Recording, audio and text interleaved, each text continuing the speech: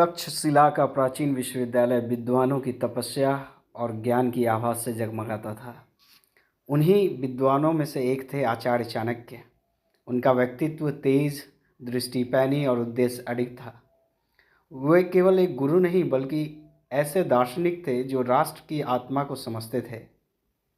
उनके भीतर एक ज्वाला थी, भारत को संगठित, शक्तिशाली और समृद्ध बनाने की।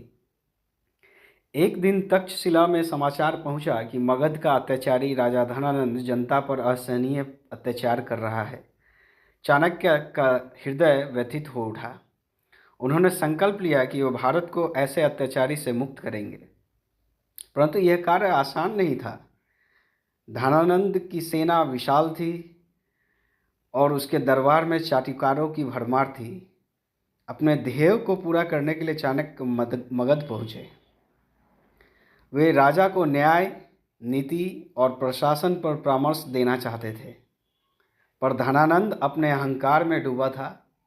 उसने चाणक्य का अपमान करते हुए कहा, तेरे जैसा सूखी काया वाले ब्राह्मण देश चलाने की बात करेंगे। यह सुनकर सभा में सभी हंसने लगे। एक हंसी गूंज उठी। इस अपमान को चाणक्य को भीतर से दहला गया, मगर क्रोध में भी उनकी दृष्टि स्पष्ट थी।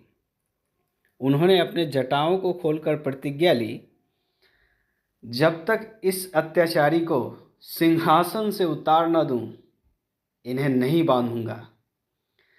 उस दिन से उनकी यात्रा प्रारंभ हुई, संघर्ष, रणनीति और दृढ़ संकल्प की यात्रा।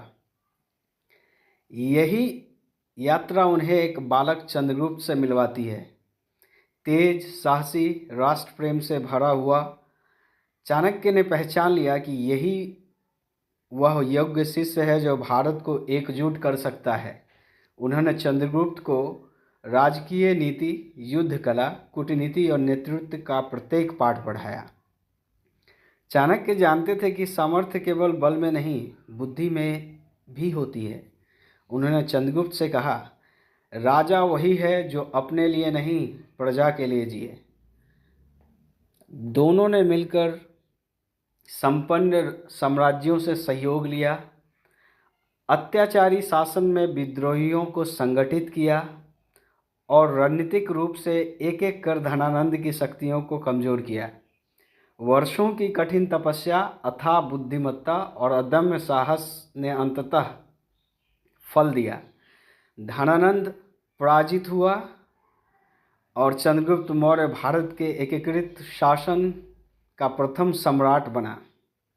चंद्रगुप्त के राजतिलक के दिन चाणक्य की आंखों में एक अलग ही चमक थी। यह विजय केवल एक राजा की नहीं, बल्कि ये न्याय, नीति और देश के पुनर्जागरण की विजय थी। उन्होंने अपनी खुली जटाओं को बांधी।